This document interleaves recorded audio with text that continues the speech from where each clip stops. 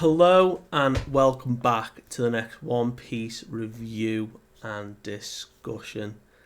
And today we are in for a treat. This is a History 101, just textbook lesson of Oda providing as much lore as possible. We have been waiting a long time for this, and now that Vegapunk's speech, his message to the world, is in full motion, we are getting all the information we can get before the five elders put a stop to it. So I'm ready to jump into this. Without further ado, chapter 1115, Continental Fragments. So we'll get into that in a bit. But continuing with the wholesome cover stories of Only Child Yamato's pilgrimage across Wano, this one is just as wholesome as the rest, and we have Hiyori and Otoko making a bento box before Yamato sets out on their journey. So I think that's pretty sweet. But last we had left off, Vegapunk's message had continued around the world. We were going to different places. We were getting fragments of a story about what had happened during the Void Century.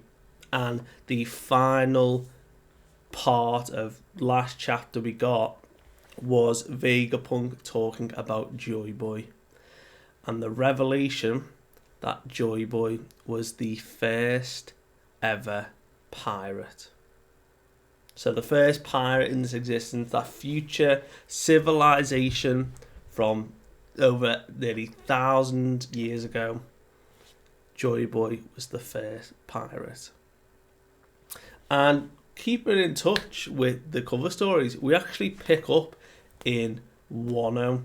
So we have the beautiful shot of Wano capital, with the lovely castle, with one specific change with the straw hat flag now beautifully displayed on the mountain underneath the castle. So we can see down in the district, in the shops, we've got Kinemon, we have Momonosuke, we have got Shinobu, and we have got Tama. So they're all listening to the transponder, and they have found this transponder snail amongst Orochi's possessions. So the conversation was, I can't believe we're hearing this foreign transmission, but, we're lucky that Orochi had something like this, a transponder snail, left over. So we hear, you're talking about, Vegapunk saying, you may be wondering how he became known to be a pirate, this figure, this Joy Boy. And Momo, obviously from his conversations with Zunisha, he's like, oh, so you were a pirate, Joy Boy, just like Luffy? And Kinemon's like, how do you know who that is? But that's a pretty nice little touch there. And then we jump. So this whole message, we're just jumping to every known character of One Piece, because didn't think these guys would show up again. We jump all the way to a G4 naval base, and in prison is Damaro Black, the ex-fake Luffy, way back when he was pretending to be the fake Straw Hat crew. Him and his boys now, they've changed gears. You can't really go around pretending to be, a Yonko, an Emperor of the Sea. That just doesn't fly anymore. So instead he's gone for someone a bit more, a bit more subtle. We have him now cosplaying as Eustace Captain Kidd. And in their cell, they're hearing this transmission from somewhere, and they're saying, boss, Joy Boy, Captain Kidd, you can take him, right? And he's like, well, he's already dead, but I'm 1,000,000 times tougher than Joy Boy. So clearly the delusion's still there. But jumping back to Egghead briefly, Vegapunk's message continues saying, do bear in mind that in the research I have done, I have only had access to a handful of poneglyphs. So those stones that he talked about scattered around the world in the calm and vast places, he's only been able to read so many of them. But the ones he has read combine into a narrative that chronicles the unbelievable history of a great war that happened in the past. And great wars, like in bold. There was a great war between these factions. And it's this part made me laugh because he carries on and he says, Joy Boy faced an enemy. This organization, this group of people known as the world government. And there's a group of soldiers, and it's just like, wait, that's us. And I always think back to like, wait, are we the bad guys now? Because like he just outs the world government from 900 years ago, and these dudes are like, wait, that's us he's talking about now. But anyway, Vegapunk's message continues, and he says that these were just merely allied powers at the time. The coalition of 20 separate kingdoms that came together. And these panels are nuts. We've still got Luffy, Dory and Broggy running away from the absolute calamity that is Walkiri in his boar form. And we jump back up to the lab and we see a absolutely rage-filled Marcus Mars, conquerors going nuts, just trying to disrupt, take down, just any transponder snail, any life form in his vicinity just faints. He is apoplectic with rage. He is furious, and as he storms through, Vegapunk carries on saying, it can only be assumed that this alliance was feasible as the only way to take down Joy Boy at the time. And whatever the cause was, however this conflict started, still eludes me. But something had to have occurred. And he says, again, from his scientific standpoint, he doesn't want to presume or judge the morality of either side. We will only ever denote it as a clash of two opposing ideologies. And it's at this panel, when Vegapunk is talking, there is an image in the background of the form Luffy takes in Gear 5 fighting against shadowed figures. So whether this is Vegapunk's imagination of the retelling, or whether this is Oda hinting and drawing what Joy Boy looked like during that time in the same form, fighting the 20 kingdoms. I mean, it's pretty little details like this that we love to see. But we now move over to Zoe. And Vegapunk says, this fantastical civilization, this modern society well in the future, even more advanced than we are, had weapons far beyond our comprehension. And in Zoe, we see Zoe is listening, but we also see Carrot as now the new ruler of the Minks, and also Wanda has looked at join the ranks of the Musketeers, same hat and cloak, all dressed, listening to this broadcast.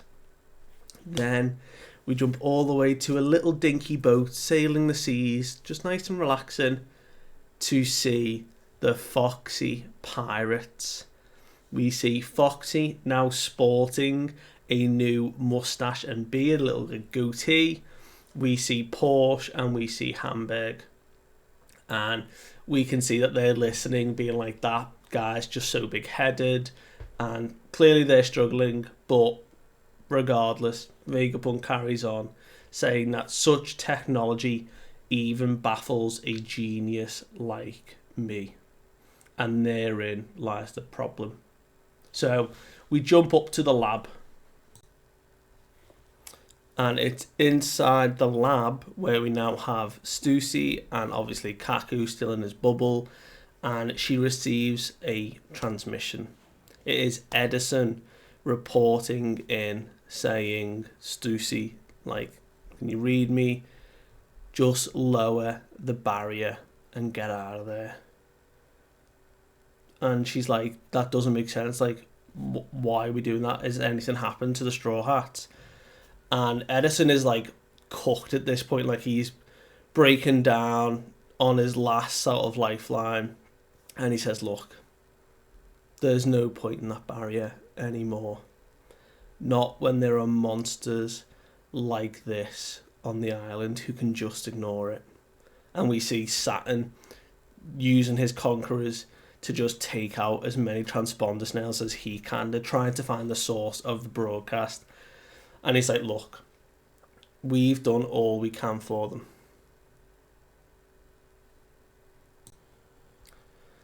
And he says they're just going to have to manage somehow. And this is where we see Jinbei, sort of fireman, carrying Zoro away from the fight with Lucci. And he's like, right, I've got Zoro. We're not far away. You know, we're going to be there soon. And Zoro was like, what do you mean? Like, we weren't busy. I was in the middle of something. But Nami is reporting in saying, look, we've got to hurry. They're like creating a blockade on the northeast coast, and we see that all the marine ships are trying to block the Viking ship from escaping.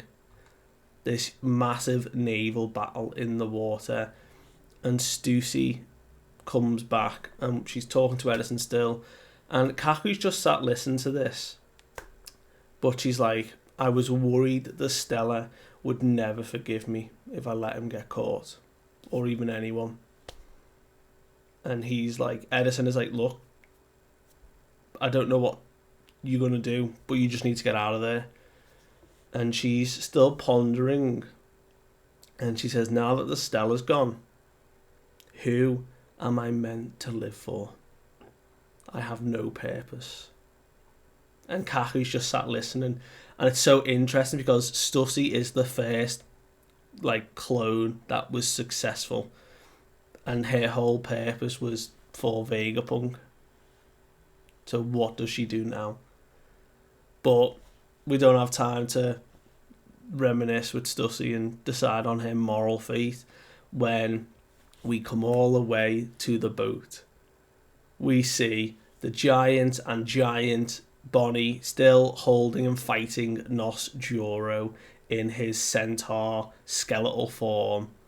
And he is in the midst of battle, manages to break away, and as he readies the sword, he goes to do like a whirlwind slash. He was just a single stroke, but the whole blade goes like right round him like a whirlwind. But luckily Frankie jumps in the way and sort of like clotheslines Bonnie away, and in doing so she reverts into her child form because she can't stay in Distorted Future for very long. That's like her new power-up, but can't do it for too long. And we see Vegapunk comes back and says, the Void Century ended with Joy Boy's defeat. And we see two shots of the giant robot and Zoe, who clearly played a part back then. We don't know what, but are remnants of the Void Century who are still around today. And what we see is Nostoro jumps into the sky and everyone's like, he's leaving, what's he doing? And they talk about there are too many life forms here. And Vegapunk's message in the background of this incredible double page is saying, you know, the aftermath of that grand fight, the Great War, the consequences that are left have still scarred this world. and those scars never healed.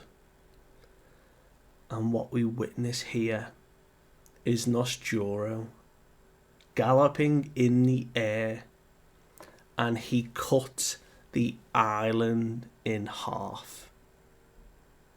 The lab that is floating on the clouds, he severs it in 2 parts, and he cuts open the CP agents and all of the Seraphim, and they begin to just like fall from the sky. The Seraphim will be fine, the agent not so much, I think. But as they are falling, Vegapunk carries on, because this is the important part. He says, travel between islands has always been excruciatingly difficult. The seas that one must traverse are so vast and perilous that most just are content to stay and live on their islands. And most people do. Not everyone takes up piracy, and everyone's like watching the broadcast saying, well, that's obvious, like we've known the seas are dangerous for as long as I've been alive.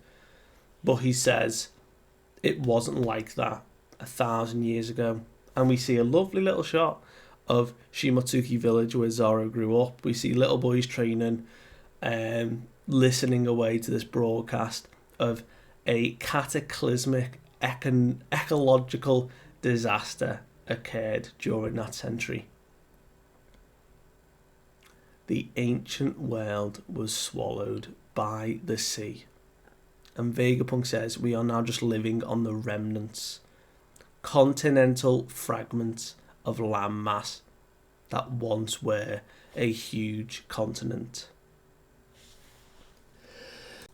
And it's here that we see large structures underneath the water. We see Atlantis.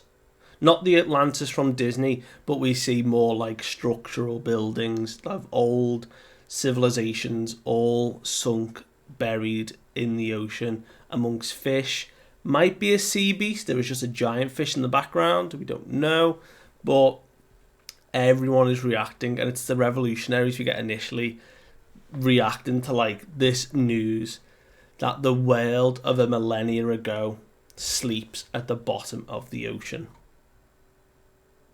And it is Kokoshu village we jump to next, where he's like, look, I know it's hard to believe my word alone, but there really were multiple continents back then. And we can see Nojiko just starting to walk away saying, you know, she's got to go and check on the tangerine orchard, which is kind of cute. But Vegapunk takes centre stage here and says, the change in world helps explain how a century history was censored. A feat that is nigh impossible to have been caused by natural events. The undeniable conclusion that within a century, the sea level rose a staggering 200 meters. And at this point, the Marines are like just losing their shit. They're like, what? A warship is 60 meters tall. How is the whole world disappeared? Like all those people, all those lives lost. And then one Marine's like, oh, the Seraphim have been spotted over there. You know, we've got to go rescue them. It's like, more important things, my dude. We jump to Mocktown, even though we've saw them before. They're all laughing at this tale and how, you know, Vegapunk's lost his marbles. But then we come to the Sakura Kingdom, you know, Chopper's hometown, and we do see Dalton, we see Kureha, all talking about, is this really possible? Kureha's like, this world just keeps getting more interesting. And we see that some guys are in the back saying, like, look, that mountain is 200 meters tall. Just think of how many people have, like, died. It's awful. And we see a little girl with also an apple, like, on her head. There's, like, a hat. So that's kind of a little reference to Vegapunk, I guess. But Vegapunk continues and says, look, it begs the question, how did it occur? Naturally, you would find that there were certain markers, you know, records of a build-up of this type of thing if a natural disaster occurred. And we see Morgan's like reacting, but Vivi like keeping him quiet, like holding his beat together, telling him to shush, as Vegapunk continues saying, look, if this was brought about by natural means, there will be records, early warning signs, even several centuries earlier, of an event that altered the world to such a way. And in all my research, in everything I've looked into, there is not a single record of this. It is impossible for such a disaster to have happened. Even for such a drastic change to spontaneously happen within 100 years. Meaning the course is elsewhere.